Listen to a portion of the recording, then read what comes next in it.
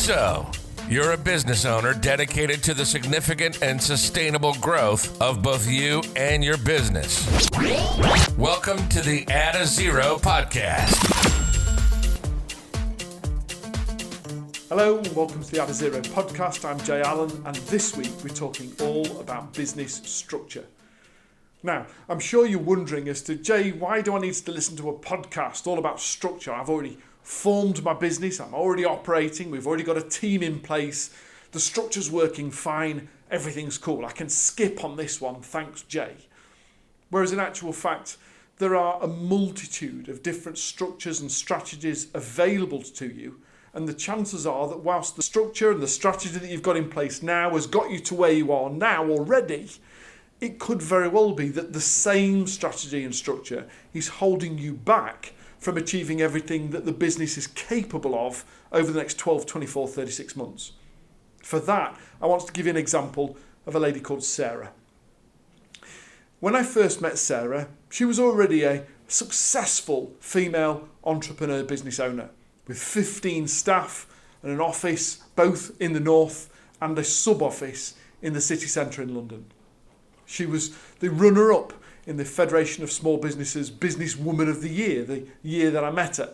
And we met at an FSB event where we were talking. I was one of the speakers on the day, and she, like I say, had been nominated as one of the finalists. And we happened to be sat on the same table over lunch and sharing stories. And I was delighted to hear about the success that she'd had so far, as to how she'd gone from one staff or herself to taking on a first member of staff, to getting to 15 members of staff in just 5 years since she first formed her tech business. And yet, whilst we were sat talking about her being a finalist and there possibly to win an award, she was also busy on her phone, quickly checking messages and replying to emails on a tablet. She was having to nip out every now and again, not inconveniently, but she certainly wasn't practicing being in the room and present completely. There was still part of it that was still very much associated with what was happening back in the office. And during the period of time that we spent together on the day talking about stuff, she just starts to reveal just a little bit with regards to the hours that she worked, the stress that she felt under, the challenges that she was facing on a day-to-day basis, trying to manage 15 staff from 2 different sites, geographically some distance apart. And it was very evident that the strategy that she'd applied, the structure that she'd put in place that has got her to where she was with 15 staff, was also the one that was keeping her very key and central to the business. She'd gone from solopreneur into business operator. She'd subsequently become a business owner, but in actual fact, an owner-operator, where she was still the key financial drive of the business. She was responsible as the key accounts manager for some of the most significant accounts that they were looking for at the time. And whilst she'd got a team of people doing stuff, it was very evident that if she stopped, the whole thing would stop very, very quickly. One of the interesting conversations I had was, I simply asked, when was the last time you took a holiday? And she almost wept as they used the word holiday. I could see tears welling up in her eyes, and she said, oh, if only. And yet this is a business owner, as the finalist in a national competition that has got 15 staff and 2 offices, and to the outside world was incredibly successful. But successful at the expense of her own time, of her own freedom, her own ability to be able to do anything other than be at the beck and call of whichever member of staff needed help or support or guidance there and then. She'd built a business where all of the team were supporting her in her role, but maintained her as the core and central element of the business to which everything else revolved. And the simple fact is that that's just not sustainable. So today I want to share with you as to how to make yourself redundant as quickly as possible. Now, I don't mean for 1 minute that you need to exit the business and take a P60 and a P45 and off you go, you're redundant. I'm talking about making you as the business owner redundant from the day-to-day requirements of the business, so you can come back into the business because you choose to and not because you have to. It's about being able to empower other people. It's about being able to look at the structure that you've got in place right now and to determine as to, is it still serving you and your vision well, or do we need to be able to tweak and amend that in order to be able to achieve a different set of results? So let's go back and talk about Sarah a little bit further, because the story doesn't end there. Now, she was a finalist. She didn't quite make Entrepreneur of the Year that year, but she'd made it to the finals. There was about 1,700 people that had been nominated, and I think there were 7 finalists on the day. And she was the finalist in Female Entrepreneur of the Year that I met her. It was a great success story. But after the engagement, we shared business cards and we said we'd keep in touch. And sure enough, shortly after the event, I dropped her a call and said, listen, I was really inspired by the journey that you've been on so far. I was delighted to be able to share lunch with you, but I noticed as to, one, how stressed you seems to have been and how predisposed you were with things happening back in the office, whilst realistically we should have been front and centre and concentrating on the here and now and taking some time out of the business. Perhaps that's something I might be able to help you with. Could we have a conversation and talk about perhaps some of the things that you might choose to put in place? And sure enough, we first of all had a conversation, and then I sent her some literature, and I followed it up with a further phone call 2 or 3 weeks later, and she decided to book one of our VIP days. It's a simple one-day experience where collectively we spend some time out the business, looking at the business, but it gives the business owner the opportunity to be able to have access to somebody that's done this hundreds of times over with hundreds of different businesses, that comes with more than a decades of experience of helping businesses to not just grow but scale. And perhaps I could bring some new incentives or some new ideas. I could challenge some of the current thinking and help Sarah to be able to overcome some of the challenges that she faced. Now, interestingly, on the VIP day, it would normally happen that we meet the night before for dinner. You stay over at a hotel close to our offices, and I meet you again for breakfast, and then we go through and we spend an entire day together working with you and your business. Sarah apologised that she'd been late to be able to leave the office and had missed the train from London to come up to our offices, and therefore wouldn't be able to make dinner the night before. We actually met at about 10:30 at night as she was arriving, having spent too long in the office that day and been unable to get away for an earlier train. So we had a very brief conversation just to confirm that she'd arrived safely and that I would be able to meet her early the following morning. And sure enough, I arrived ready to be able to meet her for breakfast at 8, and unfortunately Sarah wasn't able to come down until 8:20. She'd been on a phone call with one of the officers purely on the premise that somebody who was due to be on a client's site that morning had phoned in sick, and nobody else knew what to do, and therefore Sarah was busy from 200 miles away on a laptop trying to be able to appease a client's expectation that someone should have been on site at 8:30, and finding somebody else to be able to cover for that in order for her to be able to spend some time with me in the VIP day. But sure enough, the day started, although a few minutes late, and we're able to look at the time that she spent doing the things that she does. We looked at her role and her responsibilities. We looked at her email list and the amount of things that still sat on her plate. And it was evident that we needed to be able to spend some time looking at what I call entrepreneurs' time management or millionaires' time management, looking at being able to best utilise her time by not doing the £10 tasks at the expense of £10,000 opportunities. We looked at how to be able to address some of the many challenges that she faced on a day-to-day basis, sometimes hour-by-hour basis. Certainly over the VIP day, every single moment we took a break either for a coffee or for a natural break in the conversation. She was quickly on her phone and checking messages that had been sent to her, not by clients, but by other members of staff in the office. We needed to be able to address as to what their role was and their responsibilities were to free her up for being able to spend some time to properly grow the business and move it forward. And by spending a day out of work, she was quite petrified when we first said that we were going to spend 8 or 9 hours with a phone on airplane mode or on silent. She was quite nervous about spending 8 hours away from being available, not just to her clients, but to her staff. And yet over the course of the day, we were able to put some processes and systems in place that she could implement there and then. She could go back on the train that evening and say, right, from tomorrow morning, this is how I'm going to operate as the business owner.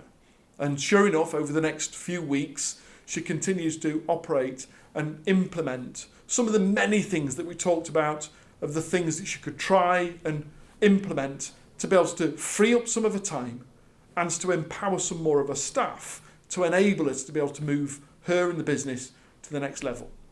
Now, for every time somebody does a VIP day, I don't believe in spending just a day together. I like to understand the impact it's had.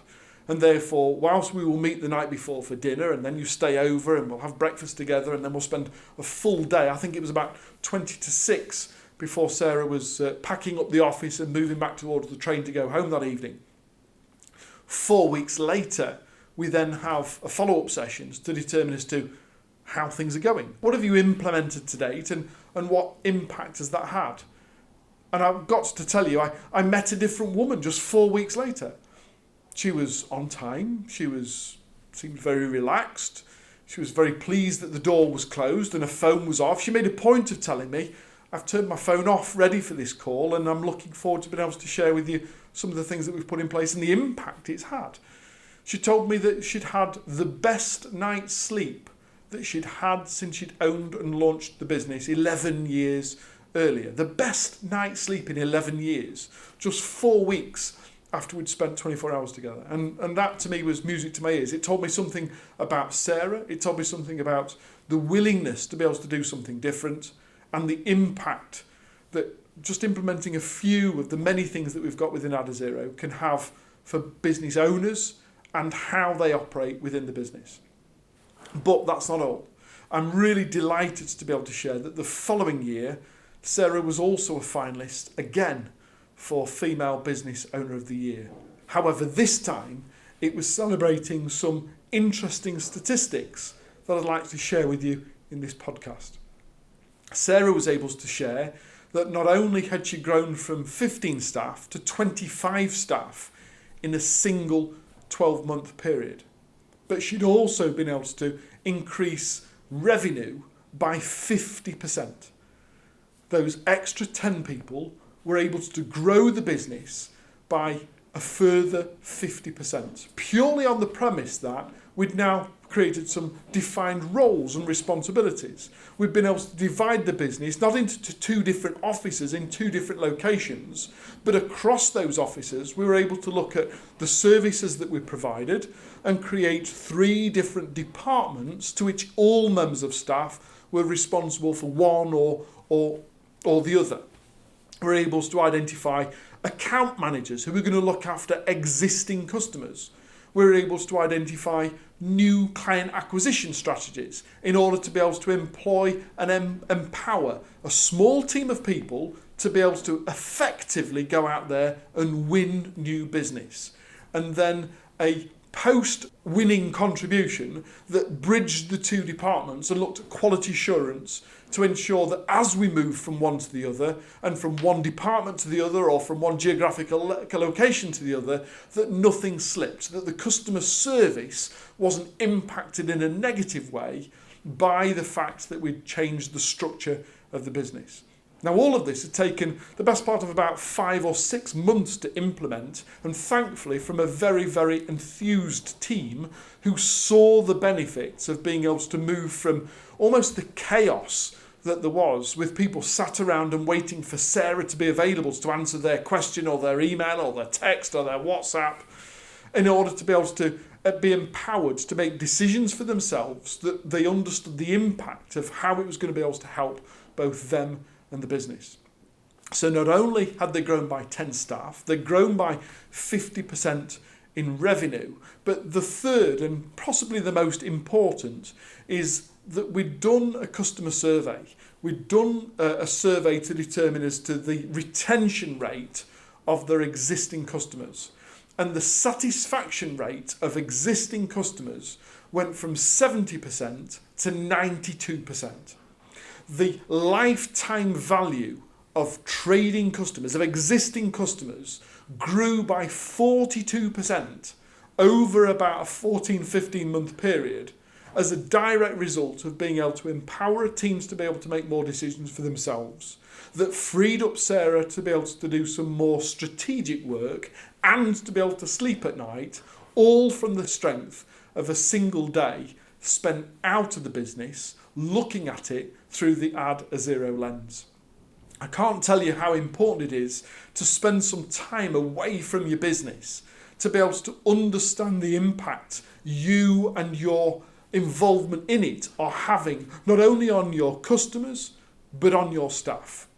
You've got to understand that our role is to empower others to become the best versions of themselves. And micromanagement or a lack of structure or strategy in a business is critical in holding the business as to where it is right now. It's so much more important to be able to release people, to allow them to become more productive, to become more creative, empowered to be able to do the things that they need to do in a structured format. So all we simply did was we looked at what the values were in the business, we looked at the vision for the business, we understood the role in which Sarah had been operating, and we were able to redefine her role accordingly, that rather than being a follow my leader, she became a leader supporting a team of people to become better versions of themselves. And sometimes it takes making yourself redundant to allow other people in your business to step up, to lean in, to step forward into the role that they deserve to be in if we have the confidence to allow them to do so. So today is all about the structure that you're in, understanding that everything that you've done has got you to where you are today. And yet if where you are today isn't where you want to be in 12, 24, 36 months' time, it may be necessary to review and revise what it is that you're currently doing and how you're doing it as an individual, as a business owner, in order to determine what do I need to do less of? What do I need to pass off to other people? What do I need to empower other people to be able to start making decisions on to allow me the time and the freedom and the thinking space to become more creative, to take the business to the next level? And we were able to achieve that with Sarah in just one day on one of our VIP experiences. If you'd like to learn more about that, simply visit the website mytruenorth.biz/VIP. Otherwise, I'd love to hear from you. Email me on the podcast for podcast@mytruenorth.biz in order to be able to learn about the structure that you've got in place and to establish as to, is that working for you? And if not, what are some of the things that you could be doing in order to be able to achieve a different set of results? God bless, take care. I'll see you again soon. That's all for this episode. As always, we really thank you for listening and welcome your comments, thoughts, and suggestions. So please do drop us a line by emailing podcast@mytruenorth.biz. And don't forget, if you haven't already done so, hit the subscribe button on whichever platform you're listening to this through. And tell your colleagues and business network all about who we are. You've been listening to the Add a Zero podcast presented by Jay Allen.